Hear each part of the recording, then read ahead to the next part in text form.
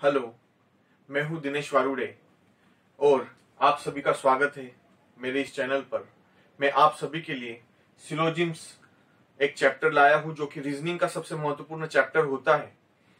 ये banking exam में, insurance वाले एग्जाम में 5 नंबरों में पूछा जाता है और साथ ही साथ एसएससी में एक सवाल जो कि 2 नंबरों का, व्यापम में न्यूनतम 1 सवाल, अधिकतम 5 सवाल, इस प्रकार से यह आपको सभी एग्जामों में दिखाई देता है। सिलोजिम्स बड़ा ही अच्छा चैप्टर माना जाता है।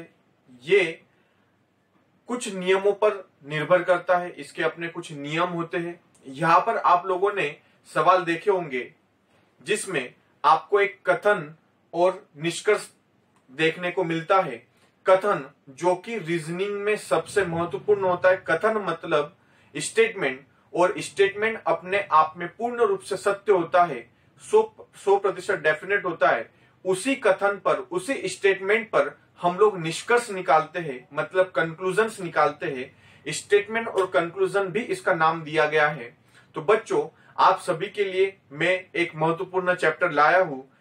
साथ ही साथ आपको मैं एक निवेदन करना चाहता हूं। आप सभी लोग मेरे सारे वीडियोस को, मेरे लेक्चर्स को यदि देखना चाहते हैं तो आप इस चैनल को सब्सक्राइब करिए और साथ ही साथ आप इसे लाइक भी करिए यदि आपको सभी चीजें एक अच्छे रूप में समझ में आती है तब। तो चलिए हम लोग सिलोजिम्स चैप्टर शुरुआत करते हैं। सिलोजिम्स चैप्टर की शुरुआत करने से पहले आप सभी को मैं ये बताना चाहता हूं कि सिलोजिम्स चैप्टर में जो स्टेटमेंट होता है, वो स्टेटमेंट में जो प्रयोग किए जाने वाले जो शब्द होते हैं, उनका कोई भी सार्वभौमिक सत्य नहीं होता, उसका कोई भी यूनिवर्सल ट्रूथ नहीं माना जाता।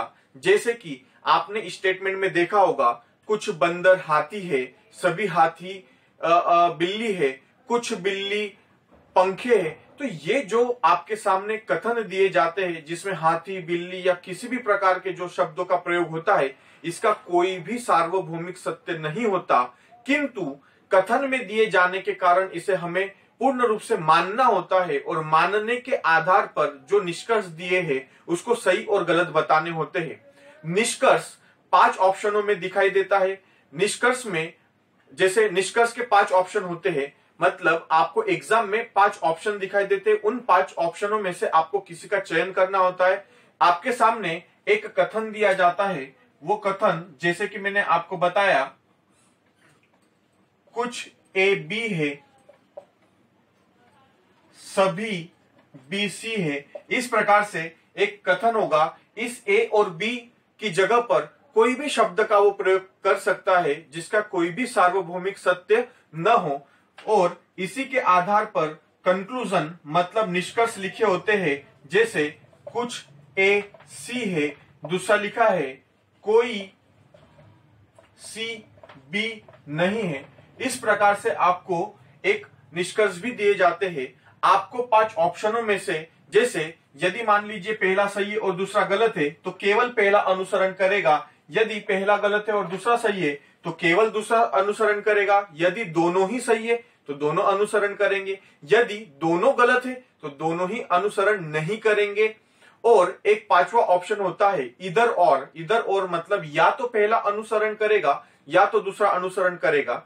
तो ये मैंने आपको एक जानकारी दी कि एग्जाम में किस प्रकार से सवाल पूछे जाते हैं। बैंकिंग में अपडेटेड लेवल के सिलोजिम्स भी आपको दिखाई देते हैं, लेकिन उन अपडेटेड सिलोजिम्स को सॉल्व करने के लिए हमें बेसिक नॉलेज का होना बहुत ज्यादा जरूरी है। इसलिए बच्चों, आप लोग जितना भी मैं सिलोजिम्स के चैप्टर में एक एक शब्द बताने वाला हूं, आप उसको बहुत अच्छे से समझिएगा, ताकि आपका बेस यदि मजबूत हो जाए तो आप अच्छे से और आसानी से पूरे चैप्टर को समझने की कोशिश करेंगे।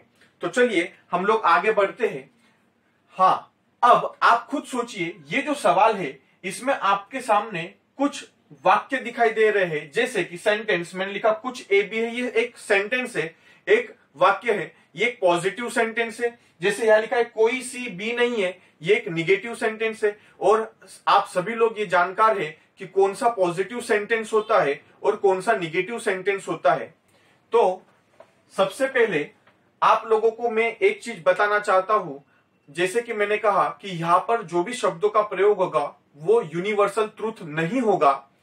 अब मैं एक एग्जांपल आपको देना चाह रहा हूं, आप थोड़ा सा उसका बेस समझने की कोशिश करिएगा, उसके बाद ही हम लोग चैप्टर को आगे कंटिन्यू करते हैं। आप सभी के लिए एक सवाल मैंने पूछा, आप खुद सोचिए। मैंने एक कथन में मैंने बोला कि एक ग्लास में पानी है। मैंने बोला कि एक ग्लास रखा हुआ है और उस ग्लास में कुछ पानी है। मैंने वापस से दोहराता हूं, मैंने एक स्टेटमेंट कहा और मैंने उस स्टेटमेंट में बोला कि एक ग्लास है, उसमें कुछ पानी है। अब मैंने कई बच्चों से जब इसका निष्कर्ष मांगना चाहा तो कई सारे बच्चे ने कहा कि सर इसका अर्थ, इसका निष्कर्ष ये निकलेगा कि ग्लास आधा खाली है। तो मैं उन सभी लोगों को बोलना चाहता हूं कि ऐसा निष्कर्ष ये गलत होगा।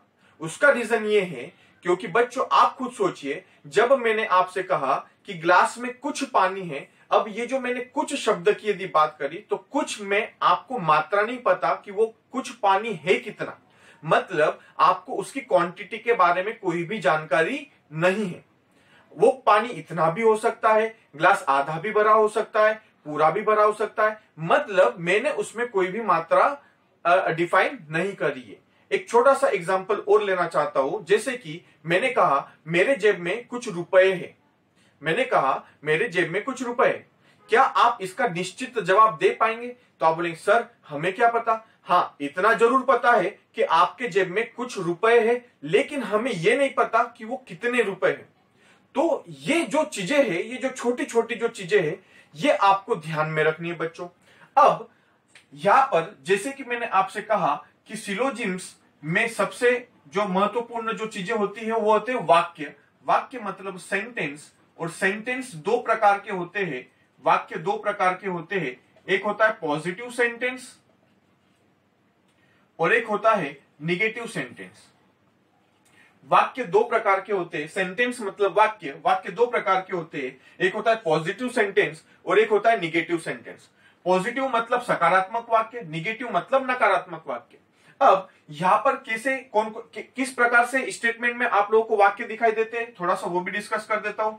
एक होता है ऑल, मतलब सभी, जैसे उसने बोला ऑल ए आर बी, सभी ए बी है, या फिर मैंने बोला सभी पंखे पेन है, ऑल फैन आर पेन, तो ये एक पॉजिटिव सेंटेंस हो जाता है। तो इसी प्रकार से जो आप लोगों को दिखाई देते हैं मैं वो यहां पर लिख देता हूं, जैसे उसमें लिखा ऑल ए आर बी, सभी ए बी है, all A are not B, सभी ए बी नहीं है। नकारात्मक वाक्य, जहां पर नॉट लग जाए वह नकारात्मक वाक्य कहलाता है।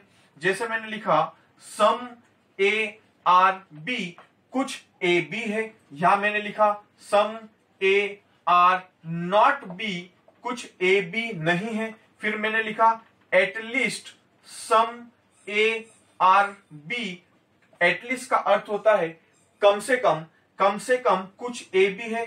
फिर मैंने निगेटिव सेंटेंस लिखा at least some A are not B, कम से कम कुछ ए बी नहीं है। फिर मैंने और एक वाक्य लिखा all A and B are equal, सभी ए और बी एक समान है। और मैंने एक वाक्य लिखा नो ए आर बी, कोई ए बी नहीं है। तो आप सभी के सामने मैंने एक पॉजिटिव सेंटेंस जो कि आपको सिलोजिम्स में दिखाई देते हैं, जैसे ऑल दिखाई देता है, सम दिखाई देता है, एटलीस्ट दिखाई देता है, इस प्रकार के आपको वाक्य दिखाई देते हैं। निगेटिव सेंटेंस, निगेटिव में all not, some not, at least not और नो, इस प्रकार से। नो मतलब नो ए आर बी मतलब कोई ए बी नहीं है, कोई मतलब पूरा 100% जो हिस्सा है वो उससे सम्मिलित नहीं है। अब इसी प्रकार से सेंटेंस पॉजिटिव और निगेटिव तो मैंने आपको बता दिया। अब सबसे महत्वपूर्ण होता है कि जो सेंटेंस है वो सेंटेंस और दो भागों में डिवाइड किया गया है, और वो दो जो भाग है वो है, पहला है सर्टेन सेंटेंस मतलब निश्चित वाक्य, और एक होता है अनसर्टेन जिसको मैं लिखता हूं पॉसिबल सेंटेंस मतलब संभावित वाक्य। सर्टेन सेंटेंस मतलब निश्चित वाक्य डेफिनेट, और पॉसिबल सेंटेंस जिसको हम लोग बोलते हैं संभावित वाक्य या अनिश्चित रूप। तो आप खुद सोचिए, मैं आपको एक महत्वपूर्ण चीज बता दूं कि जो सिलोजिम्स होता है वो दो चैप्टरों में डिवाइड हो गया। अब वो दो चैप्टर, पहला जो चैप्टर कहलाया वो पहला चैप्टर कहलाया सर्टिनिटी कंडीशन। सर्टिनिटी कंडीशन मतलब निश्चितता पर आधारित तथ्य। सर्टिनिटी कंडीशन मतलब निश्चितता पर आधारित तथ्य। इसका अर्थ ये हुआ कि आपके सामने जो स्टेटमेंट है वो उस स्टेटमेंट में यदि आपके सामने नीचे दिए गए जो निष्कर्ष है वो यदि सर्टेन है तो हम सर्टेनिटी के नियमों के आधार पर ही उसका आंसर लगाएंगे। और पॉसिबल सेंटेंस की यदि बात करें तो इस चैप्टर का नाम बन जाता है पॉसिबिलिटी कंडीशन। और ये जो पॉसिबिलिटी कंडीशन है बच्चों, पॉसिबिलिटी कंडीशन मतलब संभावना पर आधारित। संभावना मतलब एक अनुमान, और उस अनुमान यदि निष्कर्ष में दिया गया है तो हमें इसके अपने नियम जो होते हैं उसको अप्लाई करके हमें निष्कर्ष को सही और गलत बताना होता है। आप खुद सोचिए सर्टेन सेंटेंस क्या, जैसे मैंने कहा, मैंने बोला कि मेरे जेब में 100 रुपए है, मतलब ये मैंने एक डेफिनेट चीज कही, एक निश्चित चीज कही जिसको हम लोग सर्टेन सेंटेंस कहते हैं। और एक मैंने वाक्य बोला, मैंने बोला कि हो सकता है मेरे जेब में 100 रुपए हो। ये जो मैंने वाक्य प्रयोग किया ये एक अनसर्टेन सेंटेंस होता है, ये एक पॉसिबल सेंटेंस होता है, ये एक अनुमान होता है जो कि डेफिनेट नहीं माना जाता। तो इसी प्रकार से दो चैप्टर हो गए सर्टेनिटी पर आधारित जो कि 100% डेफिनेट हो गए, और पॉसिबल पर आधारित मतलब एक अनुमानित रूप। आप ध्यान में रखना सर्टेनिटी, जैसे मैंने एक एग्जांपल लिखा, मैंने लिखा ऑल ए आर बी, सभी ए बी है, ये एक निश्चित वाक्य है। किंतु जब मैंने यहां पर एग्जांपल में लिखा all A are B being possibility, सभी ए के बी होने की संभावना है, सभी ए के बी होने की संभावना है, तो ये वाला जो वाक्य है ये एक संभावित वाक्य होगा।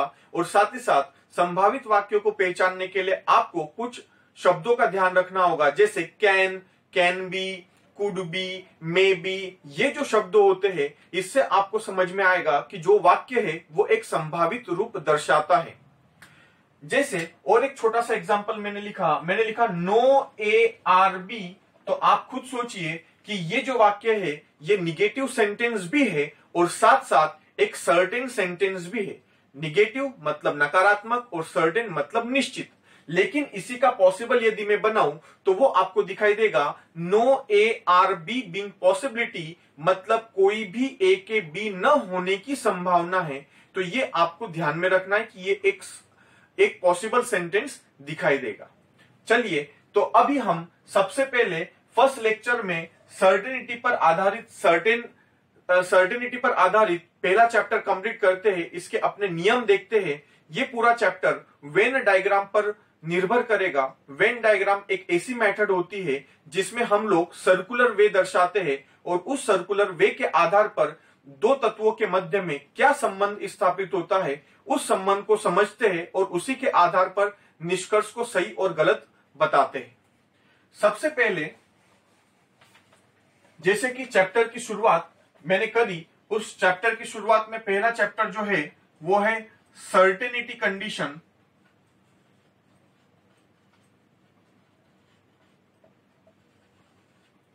सर्टेनिटी कंडीशन मतलब निश्चितता पर आधारित तथ्य। देखो बच्चों, मैं बाई लैंग्वेज आप लोगों को बता रहा हूं। बाई लैंग्वेज मतलब जो इंग्लिश में पढ़ना चाहते हैं वो इंग्लिश में भी देख सकते हैं और साथ ही साथ मैं हिंदी शब्दों का भी उच्चारण कर रहा हूं।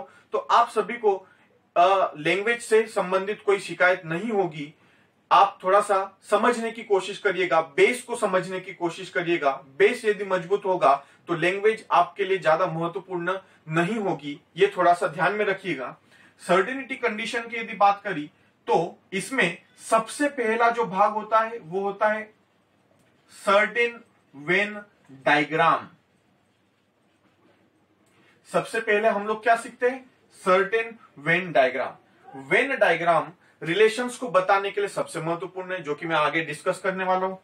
एग्जाम्पल मैंने लिया, मैंने एक स्टेटमेंट लिखा, ये स्टेटमेंट है, ये स्टेटमेंट मैंने लिखा ऑल ए आर बी, मैंने लिखा सभी ए बी है, सभी ए बी है। तो आप खुद सोचिए, सर्टेन मतलब एक निश्चित, कि आपको डायग्राम किस प्रकार से बनाना है। तो आपको डायग्राम बनाना है सभी ए, मतलब ये जो पूरा जो ए है, ये जो 100% ए है, वो बी में सम्मिलित हो गया, मतलब ऑल ए आर बी, मतलब ये जो ए है ये पूरा की पूरा इंप्लिसिट हो रहा है बी के अंदर। हाँ, आपको केवल एक ही चीज पता है कि पूरा ए बी है, मतलब सभी ए बी है, आपको ये जानकारी नहीं है कि पूरा बी ए है। तो आप इस चीज को ध्यान में रखना, जब आपको ये जानकारी नहीं है कि पूरा बी ए है तो आप ये भी नहीं बोल सकते कि कुछ बी ए नहीं है, ये भी आप नहीं बोल सकते, क्योंकि आपको इसके बारे में जानकारी नहीं है। आपको जानकारी केवल डेफिनेट सर्टेन एक ही है, और वो ये कि सभी ए बी है। अब कई सारे बच्चे बोलते हैं कि सर जब स्टेटमेंट लिखा है कि ऑल ए आर बी, सभी ए बी है, तो इस पर निष्कर्ष क्या निकलेगा?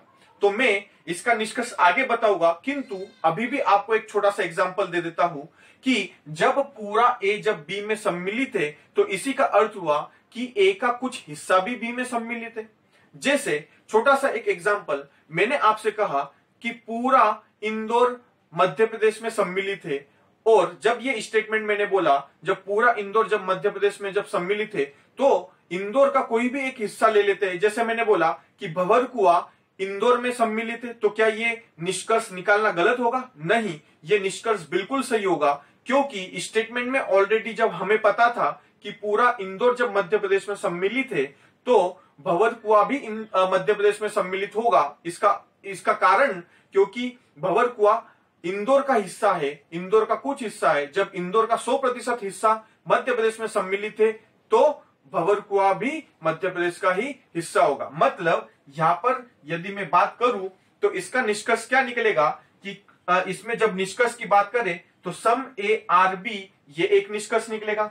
At least some A are B, जब आपके पास में कोई चीज पूरी है तो वो कुछ भी, और जब वो कुछ भी है तो उसमें कम से कम भी होगी। यदि मेरे जेब में 100 रुपए है, यदि मेरे जेब में 100 रुपए है और मैंने आपसे निष्कर्ष मांगा और किसी ने निष्कर्ष दिया कि सर आपके जेब में 50 रुपए, तो मैं बोलूंगा बिल्कुल सही। जब मेरे जेब में 100 रुपए तो उसमें 50 भी सम्मिलित होते। किसी एक व्यक्ति ने बोला सर आपके जेब में 1 रुपए, तो मैंने बोला बिल्कुल सही। क्यों? क्योंकि 100 रुपए में 1 रुपए भी सम्मिलित होता है। तो ये सभी आपको ध्यान में रखना है। आगे मैंने लिखा सम ए आर बी, कुछ ए बी है, कुछ ए बी है। याद रखना बच्चों, मैंने आपको बहुत अच्छे से समझाया। सम ए आर बी, कुछ ए बी, कुछ में कितना मात्रा नहीं पता, क्वांटिटी नहीं पता, फिर भी सर्टेन हमें दर्शाना है, वेन डायग्राम हमें दर्शाना है। अभी मैंने बताया कि वेन डायग्राम का काम होता है रिलेशन को बताना, तो वो रिलेशन हम लोग देखेंगे। जैसे कि सम ए आर बी में जब हमें क्वांटिटी नहीं पता तो मैं इसको दर्शाने के लिए कुछ इस प्रकार की आकृति बनाऊंगा, जिसमें ये जो मैंने जो डार्क किया है ये आपको पता चला ये ए है और ये बी है, और इस भाग में ए भी सम्मिलित हो गया और बी भी सम्मिलित हो गया। मतलब ए का कुछ हिस्सा भी सम्मिलित है और बी का कुछ हिस्सा भी सम्मिलित है, लेकिन कितना है इसके बारे में हमें जानकारी नहीं है। इसका अर्थ ये था, मैं ये समझाना चाह रहा हूं कि इस डायग्राम से आप ये बिल्कुल भी निष्कर्ष मत निकालिए कि सर कुछ जब ए बी है तो कुछ ए बी नहीं होगा। क्या ऐसा निष्कर्ष निकलेगा? तो ऐसा डेफिनेट निष्कर्ष नहीं निकलता, आपको ये ध्यान में रखना होगा। अब मैं आगे चलता हूं। मैंने एक लिखा नो ए आर बी, कोई ए बी नहीं है। मैंने एक स्टेटमेंट लिखा नो ए आर बी, कोई ए बी नहीं है। कोई ए बी नहीं है मतलब ये ए का 100% हिस्सा, और इस बी को मैंने यहां पर लिखा क्योंकि ए और बी के बीच में मैंने ये एक लाइन खींची और क्रॉस बना दिया। अब थोड़ी सी महत्वपूर्ण चीज मैं बताना चाह रहा हूं, आप ध्यान रखिएगा। यहां पर मैं बार बार आपको कुछ रिलेशन के बारे में बताने की बात कर रहा था। वो रिलेशन होते हैं 3 प्रकार के, डायरेक्ट रिलेशन, इनडायरेक्ट रिलेशन और नो रिलेशन। डायरेक्ट रिलेशन मतलब जब 2 एलिमेंट्स के बीच में डायरेक्ट संबंध हो, जैसे मैं, आप या फिर तीसरा थर्ड पर्सन। मैंने बोला कि मैं आपका दोस्त हूं, तो ये हम दोनों का एक डायरेक्ट रिलेशन है। फिर मैंने बोला आप उस थर्ड पर्सन के दोस्त हो, मतलब आपका उससे डायरेक्ट रिलेशन है। किंतु मेरा और जो आपका दोस्त है उसके बारे में अभी कोई जानकारी नहीं है। तो ऐसे जो चीजें जो होती है वो डायरेक्ट, इनडायरेक्ट और नो रिलेशन इन 3 भागों में दिखाई देती है। अब आप खुद सोचिए कि एक ही वाक्य में, एक ही सेंटेंस में, एक ही सेंटेंस में जब 2 एलिमेंट के बारे में कोई भी बात कही गई हो, चाहे वो पॉजिटिव हो चाहे वो निगेटिव हो, उसे हम लोग डायरेक्ट रिलेशन बोलते हैं। मैं वापस से दोहराता हूं, जब किसी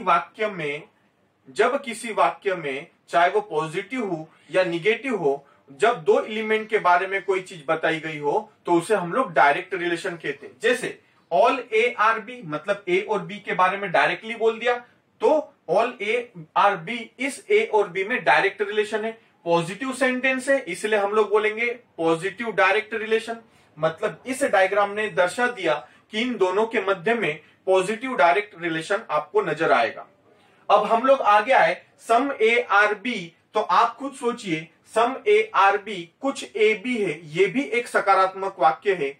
सम ए आर बी मतलब आपके सामने जब ये पॉजिटिव सेंटेंस दिखाई दे रहा है तो यहां पर भी इन दोनों में एक डायरेक्ट रिलेशन है, क्योंकि एक ही वाक्य में 2 एलिमेंट के बारे में आपको जानकारी दी गई है, तो ये भी डायरेक्ट पॉजिटिव रिलेशन कहलाएगा। आगे हम लोग जब आते हैं, आगे आपको दिया है no A are B. No A are B मतलब कोई ए बी नहीं है। बच्चों ध्यान में रखना, रिलेशन का अर्थ होता है पता चलना, जानकारी होना, चाहे वो जानकारी निगेटिव हो या पॉजिटिव हो। आप खुद सोचिए, यदि मुझे कोई जानकारी प्राप्त हुई, वो पॉजिटिव भी हो सकती, निगेटिव भी हो सकती, पर मुझे जानकारी प्राप्त तो हो चुकी है। जो जानकारी प्राप्त हो जाती है उसे डायरेक्ट रिलेशन भी कहते हैं और इनडायरेक्ट रिलेशन भी कहते हैं। जैसे आपको जब पहले ही बोल दिया स्टेटमेंट में कि कोई ए बी नहीं है, मतलब आपको ये जानकारी प्राप्त हो गई है, इसी का अर्थ हुआ कि ए और बी के बीच में रिलेशन है, इन दोनों के बीच में डायरेक्ट रिलेशन है और वो डायरेक्ट रिलेशन निगेटिव रूप में आपको दर्शाया गया है। ए और बी में आपको ये जानकारी है कि पूरा जो ए है वो बी नहीं है। जब आपको जानकारी है तो आप निष्कर्ष बड़े ही आसानी से निकाल सकते हैं, क्योंकि यदि मान लीजिए मैंने स्टेटमेंट में बोला कि मैं एक व्यक्ति का दोस्त नहीं हूं, आपको यह पता चल गया कि मैं एक व्यक्ति का दोस्त नहीं हूं, ये एक वाक्य आपको जानकारी दे गया। और जब मैंने आपसे कहा कि आप निष्कर्ष निकालिए, तो आप तुरंत बोलेंगे कि सर जब आप उनके दोस्त नहीं हैं तो स्वाभाविक सी बात है वो भी आपके दोस्त नहीं हुए। तो मैंने आपसे कहा कि आपने ऐसा निष्कर्ष क्यों निकाला, तो आप बोलेंगे कि सर स्टेटमेंट में जब हमें डेफिनेट निगेटिव पता चल गया था तो उसी का कंक्लूजन भी डेफिनेट निगेटिव ही निकलेगा। तो ये आपको थोड़ा सा ध्यान में रखना है बच्चों, क्योंकि नो रिलेशन और निगेटिव रिलेशन, ध्यान रखना 2 अलग अलग शब्द है। नो रिलेशन और निगेटिव रिलेशन, इन दोनों में जमीन आसमान का अंतर होता है। नो रिलेशन का अर्थ होता है कोई भी जानकारी न होना, और निगेटिव रिलेशन का अर्थ होता है आपको जानकारी है लेकिन निगेटिव। जैसे मान लीजिए कि मैंने बोला मैं आपका दोस्त हूं, आप किसी थर्ड पर्सन के दोस्त है, तो वो जो थर्ड पर्सन है और मुझ में आपको कोई जानकारी प्राप्त नहीं हुई, उसको नो रिलेशन कहा जाता है। और जब मैंने बोला कि मैं आपका दोस्त नहीं हूं, इस वाक्य में डायरेक्ट संवाद है, डायरेक्ट कम्युनिकेशन, कि मैं आपका दोस्त नहीं हूं मतलब ये हमें जानकारी है, इसे हम लोग बोलते हैं निगेटिव रिलेशन। तो आप बिल्कुल भी कंफ्यूज मत होइएगा कि निगेटिव रिलेशन और नो रिलेशन ये 2 अलग अलग चीजें होती है, जो कि मैं आपको आने वाले आगे वाले भाग में समझाने की कोशिश करूंगा। चलिए, तो आपके सामने स्टेटमेंट था ऑल ए आर बी, सभी ए बी है, तो आपने सर्टेन डायग्राम बनाया। सम ए आर बी, कुछ ए बी है। याद रखिएगा, जब आपको पता है कि ए का कुछ हिस्सा जब बी में सम्मिलित है तो उसी प्रकार से बी का कुछ हिस्सा भी तो ए में सम्मिलित है, मतलब सम ए आर बी का निष्कर्ष यदि निकालेंगे तो निकलेगा सम बी आर ए, कुछ बी ए है। अब यहां पर जो स्टेटमेंट जो मैंने दिया है नो ए आर बी, कोई ए बी नहीं है, इसी का अर्थ हुआ कि पूरा की पूरा बी भी ए नहीं है। एक बैंकिंग में सबसे महत्वपूर्ण चीज होती है एक स्टेटमेंट जो कि होता है some A are not B. कई सारे बच्चे, ये सबसे महत्वपूर्ण होता है, कई सारे बच्चे इस वाक्य में, इस स्टेटमेंट में बहुत ज्यादा कंफ्यूज हो जाते हैं। तो मैं उनसे एक चीज कहना चाहता हूं कि ये जितने भी जो स्टेटमेंट है इसमें डायरेक्ट रिलेशन है, उसमें भी डायरेक्ट रिलेशन है, किंतु उस पे कोई भी सर्टेन निष्कर्ष नहीं निकलता। जैसे सम ए आर नॉट बी की यदि मैं बात करूं तो हम इस ए का हिस्सा, ए का सम हिस्सा, मतलब ए का कुछ भी हिस्सा ले सकते हैं आप, यहां पर दर्शा दीजिए। ये ए का कुछ हिस्सा, ये जो है वो बी नहीं है, ये पूरा ए है, और ए का कुछ हिस्सा हमें नहीं पता वो कुछ हिस्सा कितना है, किंतु सर्टेन वेन डायग्राम दर्शाने के लिए मैंने आपको कुछ इस प्रकार से आकृति के रूप में दर्शाने की कोशिश करी। तो ए का कुछ हिस्सा बी नहीं है। अब आप सोचेंगे कि सर यहां पर सर्टेन निष्कर्ष क्या निकले, तो ये अलग अलग एग्जामों पर निर्भर करता है। कई सारी एग्जाम्स होती है, जैसे बैंकिंग की यदि बात करें तो बैंकिंग बोलता है कि जो स्टेटमेंट में दिया गया है वही यदि निष्कर्ष में एज इट इज यदि दिया गया हो तो वो गलत माना जाता है। किंतु जब दूसरी एग्जामों की बात करें, जैसे व्यापम की बात करें या फिर क्लैट की बात करें या जितने भी जो अदर एग्जाम्स होती है, उसमें यदि कोई रीस्टेटमेंट होता है तो उसे सही माना जाता है। तो आपको ये ध्यान में रखना है कि सम ए आर नॉट बी, ये मैं एक डिटेल में बताऊंगा, जो कि पॉसिबिलिटी के आधार पे जो कंक्लूजन निकलते हैं ये उसमें सबसे ज्यादा महत्वपूर्ण दिखाई देता है। तो चलिए बच्चों, आप सभी लोग इसे नोट डाउन भी करते चलिए, क्योंकि ये एक महत्वपूर्ण सूचनाएं मैं आप लोगों को दे रहा हूं। अलग अलग तरीके होते हैं सभी लोगों के पढ़ाने के, पर आपको ये सेटिस्फेक्शन मेरा देने का काम है कि आप इसको बड़े अच्छे से समझिए। ये मैं बेसिक से, मैंने डायरेक्टली कोई सवाल नहीं लिए, मैं आपको एक बेसिक से सारी जानकारी देने की कोशिश कर रहा हूं। अब जैसे कि मैंने यहां पर सर्टेनिटी कंडीशन के बारे में आपको सर्टेन वेन डायग्राम बताया, अब इसका एक नियम होता है, उस नियम के बारे में हम लोग थोड़ी सी जानकारी ले लेते हैं, उन नियमों को समझते हैं और आगे बढ़ते हैं। चलिए, तो सबसे पहले आप ध्यान में रखिए, देखिए मैं आपको एक रूल समझाना चाहता हूं। इसके 3 रूल होते हैं, इन तीनों रूलों को बहुत अच्छे से समझना आप लोगों को जरूरी है। पहला रूल होता है, सबसे पहले रूल समझाने से पहले मैं आपको रिलेशंस बताने की कोशिश करता हूं। रिलेशन जो सबसे महत्वपूर्ण होते हैं, रिलेशंस मतलब ये रिलेशन ब्लड रिलेशन वाले रिलेशन नहीं है। ये रिलेशन का अर्थ होता है पता चलना, मतलब 2 तत्वों के बीच में जब जानकारी हो या फिर 3 तत्वों के बीच में कोई जानकारी प्राप्त हो, उसे हम लोग रिलेशन कहते हैं। रिलेशन 3 प्रकार के होते हैं। एक होता है डायरेक्ट रिलेशन, एक होता है इनडायरेक्ट रिलेशन, और एक होता है no relation. Direct relation, indirect relation और नो रिलेशन। डायरेक्ट रिलेशन मतलब डायरेक्टली जब 2 एलिमेंट के बारे में पता हो, जैसे मैंने बोला कि मैं आपका दोस्त हूं, तो ये डायरेक्ट रिलेशन हुआ। इनडायरेक्ट रिलेशन, जैसे कि मैंने बोला कि मैं, जैसे एक छोटा सा एग्जांपल लिया, मैंने बोला मैं आपका भाई हूं और आप किसी और के भाई है, तो वो जो थर्ड पर्सन है उससे भी मेरा रिलेशन हो गया कि मैं उसका भी भाई हूं, वो भी मेरा भाई है, तो ये इनडायरेक्ट रिलेशन कहलाता है। नो रिलेशन मतलब 2 एलिमेंट के बारे में कोई भी जानकारी ना होना, जैसे मैं आपका दोस्त हूं, आप उनके दोस्त हो, तो मेरा और उस थर्ड पर्सन के बीच में कोई भी संबंध नहीं, कोई जानकारी नहीं है। जब कोई पॉजिटिव भी और कोई निगेटिव जानकारी ना हो, उसे नो रिलेशन कहते हैं। जैसे मैंने बताया कि रिलेशन सबसे महत्वपूर्ण होता है, रिलेशन का काम केवल जो वेन डायग्राम जो होता है, जो वेन डायग्राम हम लोग जो दर्शाते हैं, उस वेन डायग्राम का काम केवल इतना होता है कि वो रिलेशंस को दर्शा सके, और इस रिलेशन पर ही पूरा सिलोजिम्स डिपेंड करता है।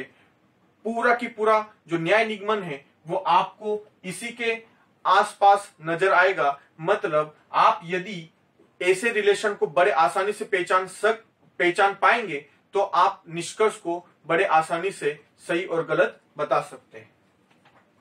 मैंने स्टेटमेंट में लिखा सम ए आर बी,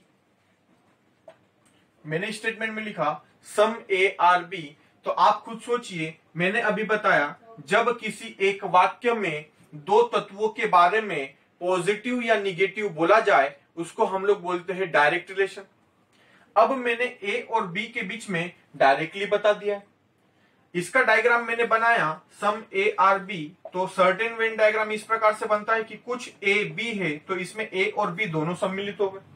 अब आप ही खुद सोचिए कि जब आपको ए और बी में डायरेक्टली पता है कि कुछ ए बी है और मैंने आपसे निष्कर्ष मांगा तो आप तुरंत बोलेंगे कि सर जब कुछ ए जब बी है हमें डेफिनेट पता है तो इसी का अर्थ हुआ कुछ बी भी ए है, मतलब सम बी आर ए, ये आपका निष्कर्ष हो जाएगा। अब इनडायरेक्ट रिलेशन की यदि बात करूं, मैंने एक स्टेटमेंट लिखा ऑल ए आर बी, सभी ए बी है, मतलब ए और बी में एक डायरेक्ट रिलेशन है, ए और बी में एक डायरेक्ट रिलेशन है। आगे मैंने और एक सेंटेंस लिखा all B are C, B और सी में भी डायरेक्ट रिलेशन है। All A are B, A और बी में डायरेक्ट रिलेशन है। All B are C, B और सी में भी डायरेक्ट रिलेशन है। अब आप खुद सोचिए, जब मैंने इसका डायग्राम बनाया तो आपको पता चला ऑल ए आर बी, ये एक सर्टेन डायग्राम हुआ। जब पूरा ए बी में सम्मिलित हो गया, आगे लिखा है ऑल बी आर सी, पूरा की पूरा जो बी है वो सी में सम्मिलित हो गया। अब आप खुद सोचिए, जब आपने सर्टेन डायग्राम बनाया जिसमें आपको पता चला कि सभी ए बी है और पूरा की पूरा जो बी है वो सी है, तो आपको इनडायरेक्टली ये पता चला कि सर ये जो पूरा ए है वो भी सी में सम्मिलित है, मतलब ऑल ए आर सी ये हमारा इनडायरेक्ट रिलेशन होगा, यही हमारा निष्कर्ष होगा। ये आपको समझना है।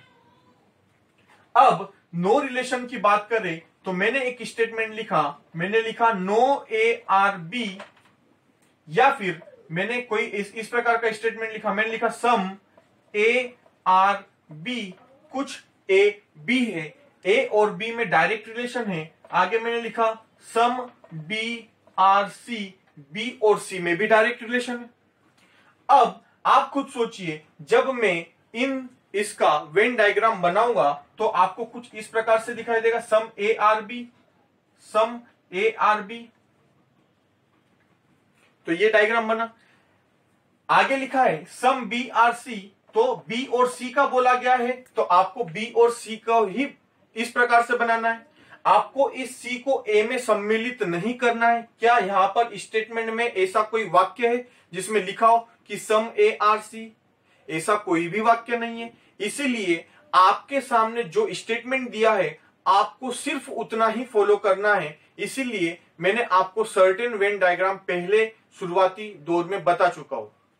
तो आप खुद सोचिए, आपको ए और बी के बारे में जानकारी है, आपको बी और सी के बारे में जानकारी है, किंतु ए और सी के बारे में जानकारी नहीं है। अब आप खुद सोचिए, छोटा सा मैं एग्जांपल देता हूं। यहां पर मान लीजिए ये तीन लोग हैं, ये ए है, ये बी है और ये सी है। मैंने आप लोगों को बोला कि ये जो ए है ये बी का दोस्त है, मतलब मैंने एक स्टेटमेंट में ए और बी की दोस्ती के बारे में डेफिनेट चीज बता दी। फिर आगे मैंने बोला कि बी और सी आपस में दोस्त है, बी और सी के बीच में भी मैंने डेफिनेट रिलेशन बताया। अब मैंने सिर्फ इतना ही आपको इंफॉर्मेशन दी। आप क्या इतनी इंफॉर्मेशन पर ए और सी के बीच में कोई निष्कर्ष निकाल पाएंगे? तो आप बोलेंगे कि सर ए और सी में तो हमें कोई जानकारी ही नहीं है, हमें जानकारी तो ए और बी के बीच में थी, हमें जानकारी तो बी और सी के बीच में थी, हमें ए और सी के बारे में कोई भी जानकारी नहीं है। मतलब ए और सी के बीच में जब हमें पॉजिटिव भी नहीं पता है, जब हमें निगेटिव भी नहीं, क्या आपको ये जानकारी है कि कोई ये जो ए है ये सी का दोस्त नहीं है? क्या ऐसी जानकारी है? आपने सर हमें तो ये भी जानकारी नहीं। मतलब ए और सी में हमें जब कोई जानकारी नहीं है तो इसी को हम लोग बोलते हैं कि ए और सी में कोई भी रिलेशन नहीं है और उसी को बोला जाता है नो रिलेशन। चलो तो हम लोग आगे बढ़कर सवालों की ओर आते हैं, नियमों की ओर आते हैं। तो जैसे कि सबसे पहला जो चैप्टर चल रहा है हमारा सर्टेनिटी कंडीशन, सिलोजिम्स का पहला चैप्टर चल रहा है सर्टेनिटी कंडीशन, उसका रूल नंबर फर्स्ट हम लोग समझते हैं। तो बच्चों जैसे कि जो चैप्टर चल रहा था, मैंने आपसे कहा कि सर्टेनिटी कंडीशन के अपने रूल होते हैं। रूल नंबर फर्स्ट की यदि बात करें तो रूल नंबर फर्स्ट है कि जब दो तत्व में पॉजिटिव रिलेशन हो, जब किन्हीं दो तत्वों में पॉजिटिव रिलेशन हो, तब हम उन दोनों तत्वों में निगेटिव सर्टेन कंक्लूजन नहीं निकालते। आप इस शब्द को थोड़ा सा ध्यान रखिएगा कि मैंने यहां पे ये लिखा है कि when there is a positive relation between both the elements, then we cannot conclude a certain negative conclusion। मतलब हम उन दो तत्वों में निगेटिव सर्टेन कंक्लूजन नहीं निकाल पाएंगे। जैसे कि एग्जाम्पल के माध्यम से मैंने लिखा है सम ए आर बी, कुछ ए बी है, तो आपने इसका डायग्राम इस प्रकार से बनाया, सम ए आर बी, मतलब आपको ये डेफिनेट पता है कि कुछ ए बी है, इसी का अर्थ हुआ कुछ बी ए है। और यदि आपके सामने निष्कर्ष में लिखा आए कि सम ए आर नॉट बी, यहां पर लिखा है कि कुछ ए बी नहीं है, तो क्या आप इस निष्कर्ष को सही करेंगे या गलत करेंगे? तो आप इस निष्कर्ष को बिल्कुल गलत करेंगे। उसका रीजन ये है क्योंकि आपके सामने जो स्टेटमेंट है और ये जो दो एलिमेंट है उसमें पॉजिटिव रिलेशन दिखाई दे रहा है। जब दो तत्वों में पॉजिटिव रिलेशन हो, मतलब कुछ ए बी है, आपको सकारात्मक पता है, तो आप उसी दो एलिमेंट्स के बीच में नकारात्मक निश्चित निष्कर्ष, मतलब डेफिनेट निगेटिव कंक्लूजन आप इसमें निकाल नहीं सकते।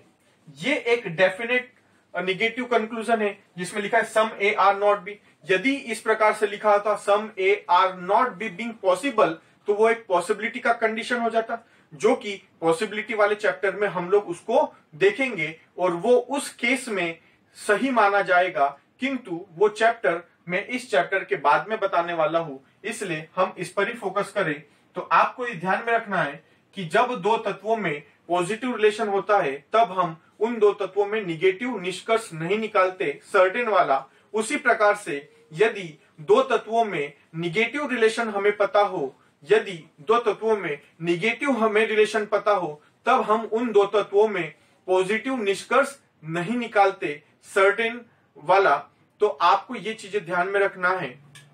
आगे मैंने लिया, हाँ, और कई बार बच्चों को ये कंफ्यूजन होता है कि सर जब यहाँ पे सम ए आर बी लिखा है और ये दिखाई तो इस यहाँ पे तो इस प्रकार से दिखाई दे रहा है कि कुछ ए तो बी है, लेकिन सर डायग्राम में तो दिखाई दे रहा है कि कुछ ए बी नहीं है। तो मैं आप सभी को ये बताना चाहता हूं बच्चों कि यहाँ पर ये डायग्राम किस प्रकार से दिखता है उससे हमें कोई भी लेना देना नहीं होता। ये डायग्राम केवल आपको रिलेशंस बताने के लिए ही मददगार है। इसके अलावा ये कैसा दिखता है उस पर हमें कोई भी विचार नहीं करना है। और आप सभी को पता होगा कि जैसा दिखता है वैसा होता नहीं है। ये आपको जीवन में भी ध्यान में रखना है और सिलोजिम्स में भी ध्यान में रखना है।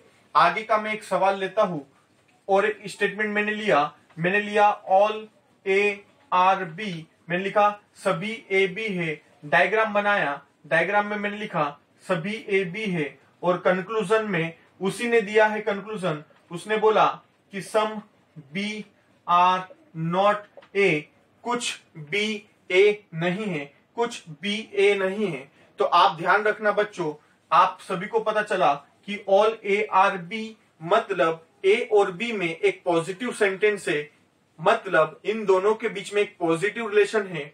तो जब ए और बी में पॉजिटिव रिलेशन है तो ए और बी में हम कोई भी निगेटिव सर्टेन कंक्लूजन नहीं निकाल पाएंगे। तो आप ये खुद वाक्य पढ़ सकते हैं जिसमें लिखा है some B are not A, कुछ बी ए नहीं है। ये एक निश्चित वाक्य है, मतलब हम इस निष्कर्ष को गलत करते हैं। कई सारे बच्चों को ये डाउट होता है कि कि सर जब सभी ए बी है तो ये जो बी का हिस्सा है वो तो ए नहीं है, ऐसा हमें दिखाई दे रहा है। तो मैंने अभी जस्ट आपको बताया कि हमें दिखने पर बिल्कुल भी जाना नहीं है, ये अलग अपने नियमों पर चलता है, जो कि मैं आपको नियम लिखा चुका हूं और आप इस नियम को नोट डाउन करते चलिए। ये रूल नंबर फर्स्ट था जो कि सबसे महत्वपूर्ण था। अब मैं रूल नंबर सेकंड लेता हूं, आप उस रूल नंबर सेकंड को समझिए।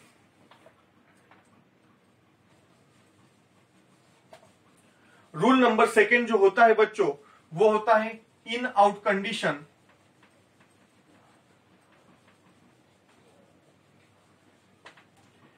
जैसे कि मान लीजिए मैंने एक स्टेटमेंट लिखा, ऑल इंदौर आर एमपी। मैंने लिखा ऑल एमपी आर इंडिया। फिर मैंने लिखा ऑल इंडिया आर वर्ल्ड। मैंने इस प्रकार का एक स्टेटमेंट लिखा। आप ध्यान में रखना बच्चों, ये केवल महज एक शब्द है, आप इसको रियल टाइम से बिल्कुल भी मत जोड़िएगा, नहीं तो आप सोचेंगे कि सर इंदौर छोटा है वर्ल्ड बड़ा है। तो इस प्रकार का कोई भी इसमें प्रयोग नहीं है। ये जो लिखे गए स्टेटमेंट है उसी के आधार पर हम लोग इसको निष्कर्ष निकालेंगे, किंतु इसके जो नियम होता है उसको समझाने के लिए मैंने इस प्रकार का आपके सामने एक सवाल लिखा है। अब जब स्टेटमेंट इस प्रकार के हैं तो इसका मैं डायग्राम बनाता हूं। आपको आपके सामने जो डायग्राम दिखाई देगा वो दिखाई देगा ऑल इंदौर आर एमपी। सभी इंदौर एमपी है। All MP are India. सभी एमपी इंडिया है। All India are world. सभी इंडिया वर्ल्ड है। आप खुद सोचिए बच्चों, सभी इंदौर एमपी है मतलब पूरा इंदौर एमपी में सम्मिलित हो गया। पूरा एमपी इंडिया है मतलब 100% एमपी इंडिया में सम्मिलित हो गया। इसी का अर्थ हुआ कि इंदौर और इंडिया की यदि मैं बात करूं तो आपको इनडायरेक्टली रिलेशन पता चला कि पूरा इंदौर भी इंडिया में सम्मिलित हो गया।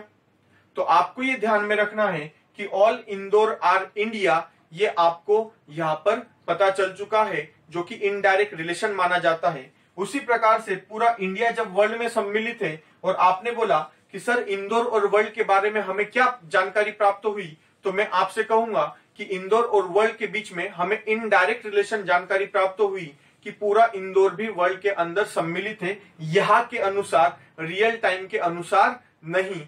ये आपको जानकारी ध्यान में रखना है। अब आप खुद सोचिए, यहां पर मैंने कंक्लूजन लिखा और कंक्लूजन में सबसे पहला रूल बताया इन से आउट वाला। अब ये इन से आउट क्या होता है थोड़ा सा ध्यान में रखना। इन से आउट मतलब जो अंदर डायग्राम होता है ये इन वाला डायग्राम है, और ये जो एमपी वाला जो है ये बाहर वाला डायग्राम। मतलब इंदौर, पूरा इंदौर एमपी में सम्मिलित है तो इंदौर इनकी इन वाला पार्ट आ गया और एमपी आउट वाला पार्ट आ गया। एमपी अंदर है और इंडिया बाहर है तो एमपी इन वाला और इंडिया बाहर वाला। इसी प्रकार से इंडिया अंदर है और वर्ल्ड बाहर है तो ये इन आउट होता है। यहां पर मैंने इन से आउट में एक निष्कर्ष लिखा। मैंने लिखा ऑल इंदौर आर वर्ल्ड। मैंने लिखा सभी इंदौर वर्ल्ड है। तो आप इस निष्कर्ष को सही करेंगे या गलत करेंगे? तो आप बोलेंगे सर ये तो बिल्कुल सही है। मैंने बोला क्यों? तो आप बोलेंगे सर जब हमें पता है कि पूरा इंदौर एमपी में आता है, पूरा एमपी जब इंडिया में आता है, पूरा इंडिया जब वर्ल्ड में आता है, तो हमें इनडायरेक्टली पता चला था कि पूरा इंदौर भी वर्ल्ड में आता है। और लिखा वही है जो हमें डेफिनेट पता था, और वही लिखा कि ऑल इंदौर आर वर्ल्ड। तो इस प्रकार से हम इसको सही कर देते। मतलब इन से आउट क्यों? आप खुद सोचिए, इंदौर वाला जो शब्द था वो इन था और वर्ल्ड वाला जो शब्द था वो आउट था। मतलब इन से आउट की ओर जाने वाले यदि मैं ऑल वाले यदि निष्कर्ष लिखता हूं तो वो सारे के सारे इस प्रकार के सवालों में सही माने जाएंगे। जैसे मैंने बोला ऑल इंदौर आर इंडिया, तो आप बोले सर ये बिल्कुल सही है। क्यों? क्योंकि इंदौर और इंडिया में इनडायरेक्ट रिलेशन है। मैंने बोला ऑल एमपी आर वर्ल्ड, तो आप बोलेंगे सर ये भी सही है। क्योंकि एमपी इन में है और वर्ल्ड बाहर है।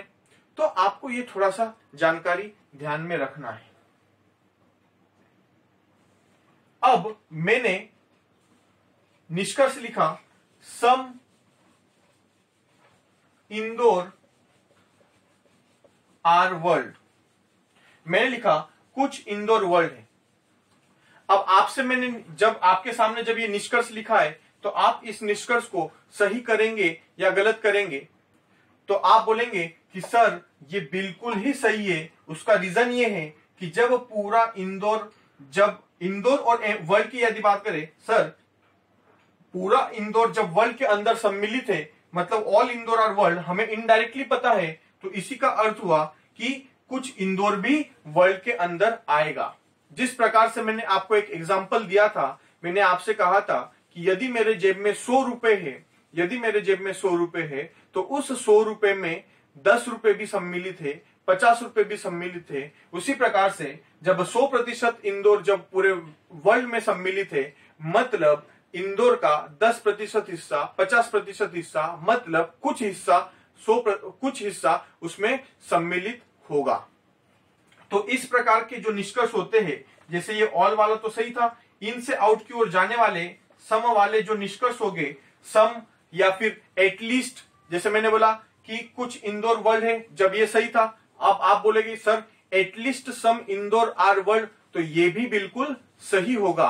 आपको ये ध्यान में रखना है। मैंने बोला कुछ और निष्कर्ष लेता हूं। मैंने बोला सम इंदौर आर इंडिया, अब सर बिल्कुल सही है। मैंने बोला सम एमपी आर वर्ल्ड, अब सर बिल्कुल सही है। तो आपको ये ध्यान, मैंने बोला सम इंदौर आर एमपी, तो ये भी सही है। जब कोई चीज पूरी होती है तो वो कुछ भी होती है और साथ साथ उसमें कम से कम भी होती है। तो ये आपको ध्यान में रखना है बच्चों।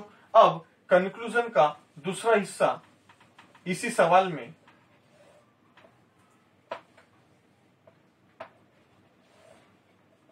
अब मैं आउट से इन की ओर जाने वाले शब्दों का प्रयोग करूंगा। जैसे मैंने पहला निष्कर्ष लिखा, all world are Indore, all world are Indore. तो आप खुद सोचिए, आप इस निष्कर्ष को सही करेंगे या गलत करेंगे? तो आप बोलेंगे सर ये निष्कर्ष बिल्कुल गलत है। मैंने आपसे पूछा क्यों?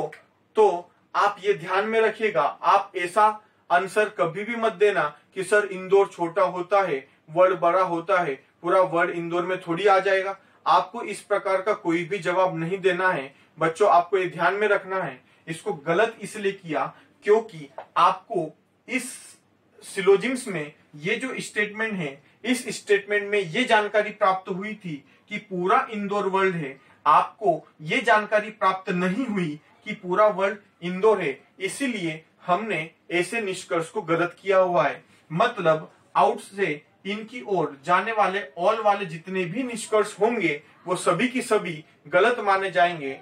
यदि मैंने बोला ऑल इंडिया आर इंदौर, तो ये निष्कर्ष भी गलत है। मैंने बोला ऑल एमपी आर इंदौर, तो ये निष्कर्ष भी गलत है। अब मैं आगे आता हूं। मैंने लिखा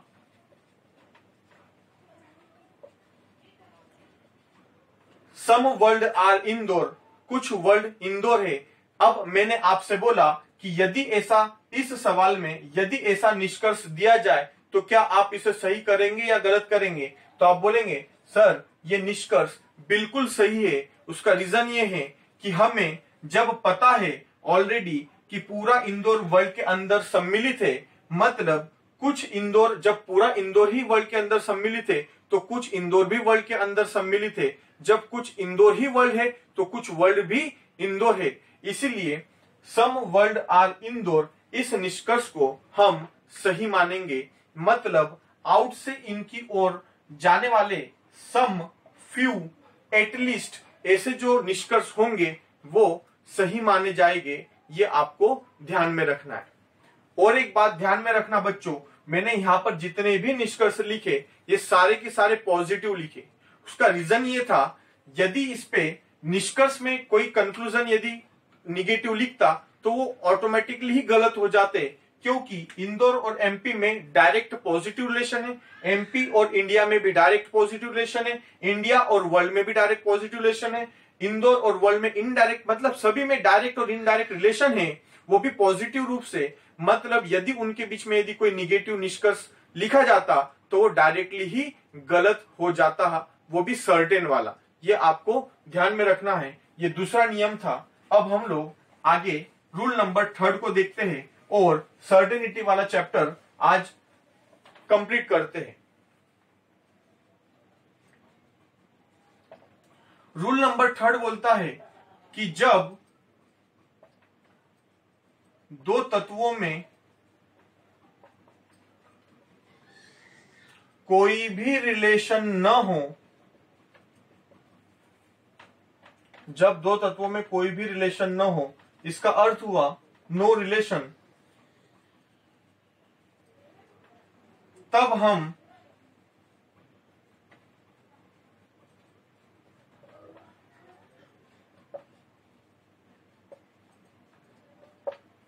हम कोई भी निष्कर्ष नहीं निकालते। ध्यान रखना, ये सबसे महत्वपूर्ण रूल माना जाता है सर्टेनिटी चैप्टर का। मैंने लिखा, when there is no relation between both the elements, then we cannot conclude a certain conclusion. Either it will positive or negative certain. ध्यान में रखना कि जब दो तत्वों के बारे में आपको कोई जानकारी ही नहीं है तो आप उन दो तत्वों में पॉजिटिव भी निष्कर्ष नहीं निकाल पाएंगे और निगेटिव भी निष्कर्ष नहीं निकाल पाएंगे, वो ऐसा निष्कर्ष जो निश्चित लिखा हो। जैसे कि एग्जाम्पल के माध्यम से मैं समझाना चाहता हूं। मैंने लिखा, कुछ फल पेड़ है,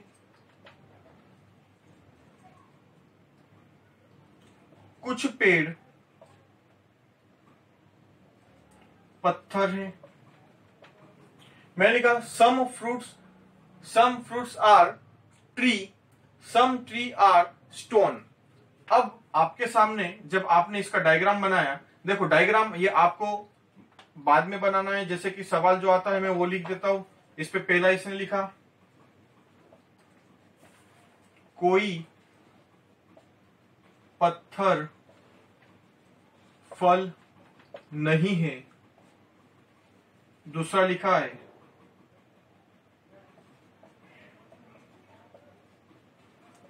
कुछ पेड़ फल है। यदि इस प्रकार का सवाल आपके सामने है तो बच्चों जो स्टेटमेंट है उसका आपको वेन डायग्राम बनाना है। वेन डायग्राम से रिलेशन पता चलेगा और उसी रिलेशन के आधार पर हम लोग इस पर निष्कर्ष निकालेंगे। चलिए आगे देखते हैं। लिखा है, कुछ फल पेड़ है, कुछ फल पेड़ है, मतलब ये जो डार्क किया हुआ ऐसा है, कुछ फल पेड़ है, कुछ पेड़ पत्थर है। इसका अर्थ हुआ कुछ पेड़ पत्थर है, यहां पर पेड़ भी सम्मिलित है और पत्थर भी सम्मिलित है। फल और पेड़ का डायरेक्ट पॉजिटिव रिलेशन है, पेड़ और पत्थर का डायरेक्ट पॉजिटिव रिलेशन है, किंतु फल और पत्थर में कोई भी जानकारी हमें नहीं पता।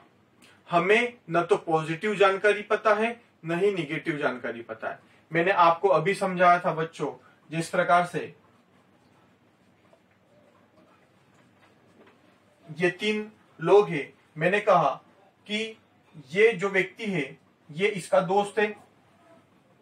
मैंने कहा कि ये जो व्यक्ति है ये इसका दोस्त है, ये इसका दोस्त है और ये इसका दोस्त है। किंतु आपको इन दोनों व्यक्तियों के बारे में कोई भी जानकारी नहीं है। आपको इन दोनों व्यक्तियों के बारे में न तो पॉजिटिव जानकारी है न ही निगेटिव जानकारी है। उसी प्रकार से यही सवाल जब हम लोग देखें, फल और पत्थर में हमें पॉजिटिव भी जानकारी नहीं है और निगेटिव भी जानकारी नहीं है। अभी मैंने आपके सामने ही रूल लिखा है कि जब दो तत्वों में कोई भी रिलेशन ना हो तब हम कोई भी निश्चित निष्कर्ष नहीं निकालेंगे। आप इसके आगे एक लाइन ऐड कर सकते हैं, चाहे वह पॉजिटिव या निगेटिव निश्चित निष्कर्ष हो, निश्चित निष्कर्ष हो, चाहे वह पॉजिटिव या निगेटिव निश्चित निष्कर्ष हो। अब आप खुद सोचिए बच्चों जब आप लोग इस निष्कर्ष को देखेंगे, यहां लिखा है कोई पत्थर फल नहीं है, तो आपने देखा कि सर स्टेटमेंट में जो डायग्राम बना है उसमें हमें यह पता चला था कि फल और पत्थर में कोई भी रिलेशन नहीं है। जब फल और पत्थर में कोई भी रिलेशन नहीं है, मतलब हम फल और पत्थर में न तो पॉजिटिव सर्टेन चीज बोल पाएंगे और न ही निगेटिव सर्टेन चीज बोल पाएंगे। इसका अर्थ हुआ कि हम इस निष्कर्ष को गलत कर देंगे। अब आप खुद सोचिए कि कई बच्चों को ऐसे नियम जब नहीं पता होता तो वो क्या करते हैं, वो डायग्राम को देखकर ऐसे निष्कर्षों को सही कर कर आ जाते हैं। उन्हें ऐसा लगता है कि सर फल इधर और पत्थर इधर, तो दिखाई तो दे रहा है कि कोई फल पत्थर नहीं है, तो इसको तो सही कर देना चाहिए। किंतु ऐसा नहीं होता। आपको जो भी निष्कर्ष निकालने हैं वो सभी के सभी रूल्स पर निर्भर करेंगे। आपको रूल बड़े अच्छे से नोट डाउन कर लेना है और यही सबसे महत्वपूर्ण होगा। अब दूसरा लिखा है कुछ पेड़ फल है, तो आप खुद सोचिए बच्चों, फल और पेड़ में आपको डायरेक्टली पता है कि कुछ फल पेड़ है, तो इसी का अर्थ हुआ जब कुछ फल पेड़ है तो कुछ पेड़ भी फल है। मैंने बोला कि मैं आपका दोस्त हूं, अब निष्कर्ष में यदि बोला गया कि आप मेरे दोस्त हो तो ये बिल्कुल ही एक निष्कर्ष माना जाएगा। तो यहाँ पर ये जो निष्कर्ष है ये बिल्कुल ही सही होगा। अब आगे कुछ एग्जाम्पल में लेता हूं। देखिए क्वेश्चन नंबर 2 मैंने लिखा सभी रोड गांव है, कोई गांव शहर नहीं है, सभी फूल शहर है। ये आपके सामने एक स्टेटमेंट है और इसी के आधार पर उसी ने कुछ कंक्लूजन लिखे हैं। पहला लिखा है कोई फुल रोड नहीं है, कम से कम कुछ गांव रोड है, कुछ रोड शहर है। ऐसे निष्कर्ष आपको दिखाई दे रहे हैं। चलो अब इसको सॉल्व करते हैं। सबसे पहले स्टेटमेंट का वेन डायग्राम बनाए तो आपको पता चला सभी रोड गांव है, सभी रोड गांव है। आगे लिखा है कोई गांव शहर नहीं है, मतलब गांव और शहर में आपको जानकारी प्राप्त है कि कोई भी गांव शहर नहीं है। तो बच्चों आप थोड़ा सा ध्यान में रखना, जब पूरा गांव ही शहर नहीं है, आपको ये जानकारी है, निगेटिव जानकारी है, तो आप ही खुद बताइए। डायग्राम बनाते वक्त ही आपको पता चल जाएगा जब पूरा गांव ही शहर नहीं है तो पूरा रोड भी शहर नहीं होगा। ऐसा आपको डेफिनेट पता चला है। आगे लिखा है सभी फूल शहर है, सभी फूल शहर है,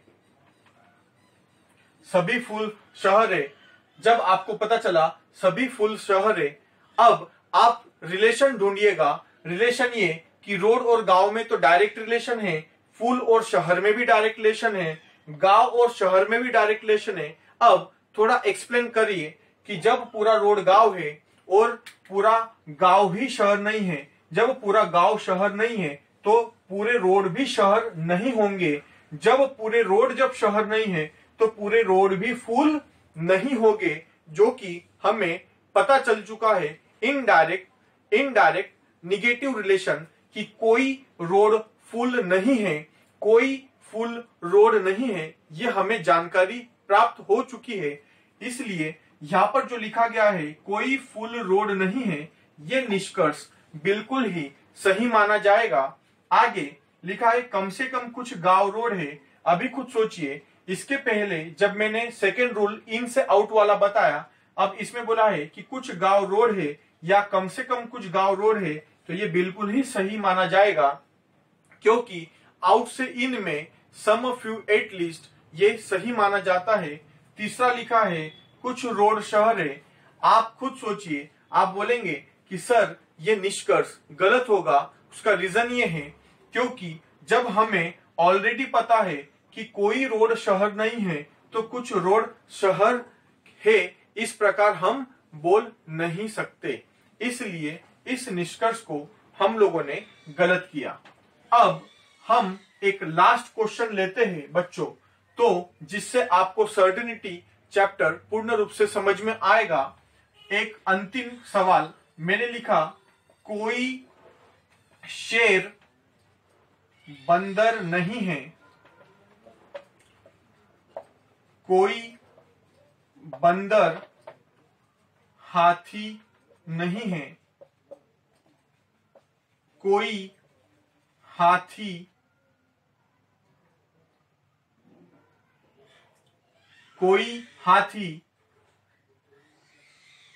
बकरी नहीं है।